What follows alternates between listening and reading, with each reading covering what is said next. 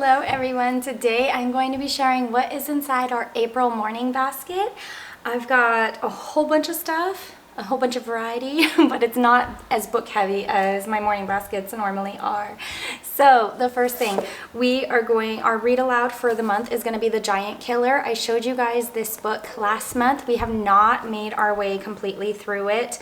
If you guys watch my March update, you know things have been crazy here and very busy, so we have not gone through this book, but it is so good so far. So we are going to continue with that as our main read aloud. And then for our Bible study, we are officially done with The Armor of God from Priscilla Schreier, and we are moving on to Not Consume's Do Right. I do have plans. I know I asked you guys a few months ago about if you would like to see flip throughs of the Not Consume studies.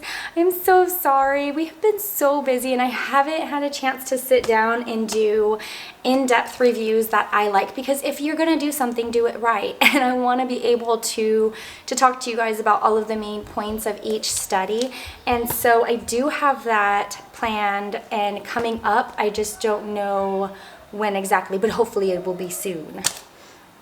Okay, the next thing is, you guys know that I'm starting to work in some items for my toddler. He's starting to join us for our morning basket time. He's actually showing interest in the things that we do. So I have this little bag of shape puzzles. He loves these. Somebody gave us one and he loved it so much that I went and bought some on Amazon. So each piece just comes out like so, and they can just figure out, you know, which one goes next, and it's really fun for him. He'll spend a good 20 minutes just trying to solve these puzzles, and if you get this set, it just, oh my gosh. And he loves these so much, you guys. And I bought a set that has like 6 or 7 of them, and he just really enjoys sitting down and doing them. Alright, and the next item that I have, you guys, if you follow me on Instagram, you'll know that my daughter officially promoted from kindergarten math to first grade math. But while we're off for our summer break, I still want her to continue working on math concepts. So I got this Melissa and Doug calendar set.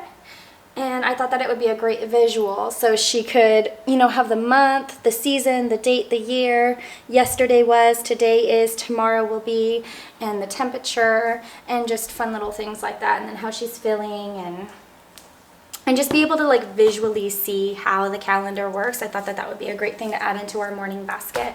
Now, the theme for this month's morning basket is national parks, and so I got them some fun books and a board game to kind of step into that, because once our homeschool year ends, I want to do the Gather Round National Parks unit study. It sounds like it is so fun, and I thought that it would be a great topic to learn about as we step into the summer months.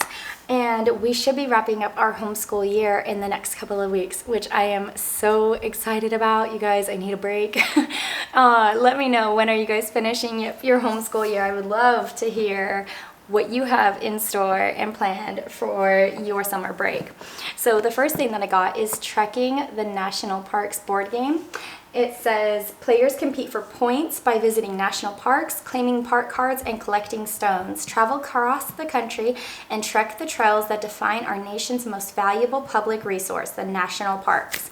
And so the board looks like a map of the United States, and then you get these fun little cards that give you information on each of the parks. So I thought that that would be a really great way to learn in a fun way. And then the next are just some beautiful books, you guys. I got The Art of National Parks, and look at how lovely these photos are. So it goes into every national park that the United States has. It gives you information on it. Look. Isn't that beautiful?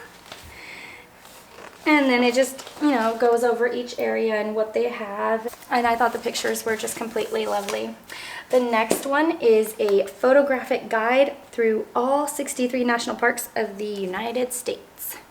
So I thought that this would be really fun because, again, it gives you actual pictures instead of illustrated ones.